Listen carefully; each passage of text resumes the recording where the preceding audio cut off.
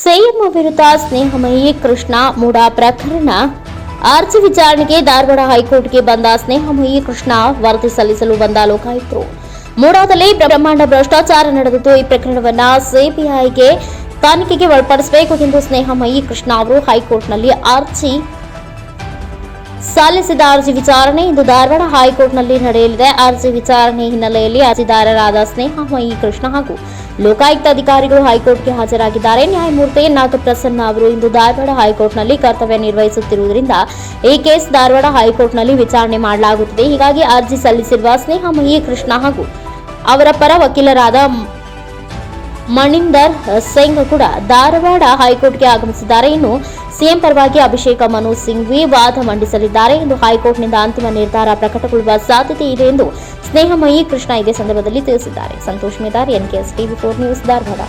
ನಗರಾಭಿವೃದ್ಧಿ ಪ್ರಾಧಿಕಾರದಲ್ಲಿ ನಡೆದಿರತಕ್ಕಂಥ ಬ್ರಹ್ಮಾಂಡ ಭ್ರಷ್ಟಾಚಾರದ ಬಗ್ಗೆ ಮಾನ್ಯ ಲೋಕಾಯುಕ್ತದಲ್ಲಿ ಪ್ರಕರಣ ದಾಖಲು ಮಾಡಿದೆ. ಲೋಕಾಯುಕ್ತ ಸಂಸ್ಥೆ ರಾಜ್ಯ ಸರ್ಕಾರ ವ್ಯಾಪ್ತಿಯಲ್ಲಿ ಬರೋದ್ರಿಂದ ಮತ್ತು ಮಾನ್ಯ ಮುಖ್ಯಮಂತ್ರಿಗಳೇ ಮೊದಲನೇ ಆರೋಪಿ ಆಗೋದ್ರಿಂದ ಈ ಪ್ರಕರಣ ಸಿಬಿಐ ಕೊಡಬೇಕು ಅಂತೇಳಿ ನಾನು ಮಾನ್ಯ ನ್ಯಾಯಾಲಯಕ್ಕೆ ಉಚ್ಚ ನ್ಯಾಯಾಲಯಕ್ಕೆ ಅರ್ಜಿಯನ್ನು ಸಲ್ಲಿಸಿದೆ. ಅದರ ವಿಚಾರಣೆ ಈ ದಿನ ಇದೆ. ಈ ದಿನ ನಮ್ಮ ಅರ್ಜಿಯನ್ನು ಪರಿಗಣಿಸಿ ಮಾನ್ಯ ನ್ಯಾಯಾಲಯ ಈ ಪ್ರಕರಣ ಸಿಬಿಐಗೆ ವಹಿಸುವಂಥ ಸೂಕ್ತ ಆದೇಶ ಮಾಡುತ್ತೆ ಅನ್ನೋ ನಿರೀಕ್ಷೆ ನಮಗಿದೆ.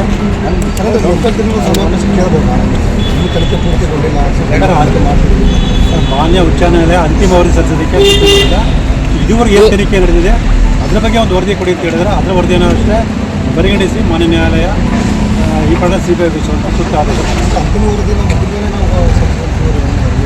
ಹೌದು ಸರ್. ಅಂತಿಮ ವರದಿ ಸಲ್ಲಿಸೋಕ್ಕೆ ಇನ್ನೂ ಸಾಕಷ್ಟು ಸಮಯ ಬರ್ತದೆ. ಇನ್ನೂ ತನಿಖೆ ನಡೀತಾ ಇರೋದ್ರಿಂದ ಈಗಲೇ ಅಂತಿಮ ವರದಿ ಸಲ್ಲಿಸೋಕ್ಕೆ ಸಾಧ್ಯವಲ್ಲ. ಈಗ ಇದುವರೆಗೆ ತನಿಖೆ ನಡೆದ್ರ ಬಗ್ಗೆ ಅಷ್ಟೇ ವರದಿ ಸಲ್ಲಿಸೋದಕ್ಕೆ ಮಾನ್ಯ ಆದೇಶ ಮಾಡೋದಿಲ್ಲ. ಇವತ್ತು ಇದುವರೆಗೂ ಏನು ತನಿಖೆ ನಡೆಸಿದರೆ ಆ ಒಂದು ಬಗ್ಗೆ ಒಂದು ವರದಿಯನ್ನು ಕೊಡ್ತಾ ಇದೆ. ಅಲ್ಲ, ಇವತ್ತೇನು ಅಂತಿಮ ನಿರ್ಧಾರ ಚಾನ್ಸಸ್ ಇದೆಯಾ ಏನು ಸರ್? ಖಂಡಿತವಾಗ್ಲೂ 99% ಇವತ್ತೇ ಒಂದು ಸೂಕ್ತ ಆದೇಶದ ನಿರೀಕ್ಷೆ ಇದೆ. ಒಂದು ಭಾಗ ಮಾನ್ಯ ನ್ಯಾಯಾಲಯ ಏನು ತೀರ್ಮಾನ ತಗೊಳುತ್ತೆ ಕಾದು ನೋಡಬೇಕು ಸರ್. ಖಂಡಿತವಲ್ಲ ಸರ್. ನಾನು ಮೊದಲಿನ ಪ್ರಕರಣ ಹೇಳ್ತಾ ಇದ್ದೀನಿ. ಸಿದ್ದರಾಮಯ್ಯ ಒಬ್ಬರ ವಿಚಾರ ಸಂಬಂಧಪಟ್ಟ ನಾನು ವಿವರಣೆ ಮಾಡ್ತಿಲ್ಲ. ಸಿದ್ದರಾಮಯ್ಯರ ಪ್ರಕರಣ ಉದಾಹರಣೆಗೆ ಇಟ್ಕೊಂಡು ಮೈಸೂರು ನಗರಾಭಿವೃದ್ಧಿ ಪ್ರಾಧಿಕಾರ ಸಾವಿರಾರು ನಿವೇಶನಗಳ ಅಕ್ರಮ ವ್ಯವಹಾರ ನಡೆದಿದೆ, ಸಾವಿರಾರು ಕೋಟಿಗಳ ಅಕ್ರಮ ವ್ಯವಹಾರ ನಡೆದಿದೆ. ಇದೆಲ್ಲರ ಸಮಗ್ರ ತನಿಖೆ ನಡೀಬೇಕು ಅಂತೇಳಿ ನಾನು ಮನವಿಯನ್ನು ಮಾಡಿಕೊಟ್ಟಿರುವಂಥದ್ದು ದೂರದಲ್ಲಿ ಸಲ್ಲಿಸಿರೋದು. ಹಾಗಾಗಿ ಸಮಗ್ರ ತನಿಖೆ ನಡೆದ ನಂತರ ಸಾವಿರಾರು ನಿವೇಶನಗಳ ಸಾವಿರಾರು ಕೋಟಿ ರೂಪಾಯಿಗಳ ಅಕ್ರಮ ವ್ಯವಹಾರ ಬಯಲಿಗೆ ಬರೋದು ಖಚಿತ. ಮತ್ತು ಸಿದ್ದರಾಮಯ್ಯ ಸೇರಿದಂತೆ ಹಲವಾರು ರಾಜಕಾರಣಿಗಳು, ಪ್ರಭಾವಿ ಅಧಿಕಾರಿಗಳು, ಪ್ರಭಾವಿ ವ್ಯಕ್ತಿಗಳು ಜೈಲು ಶಿಕ್ಷೆ ಅನುಭವಿಸಿದ ಖಚಿತ ಅನ್ನೋದಕ್ಕೆ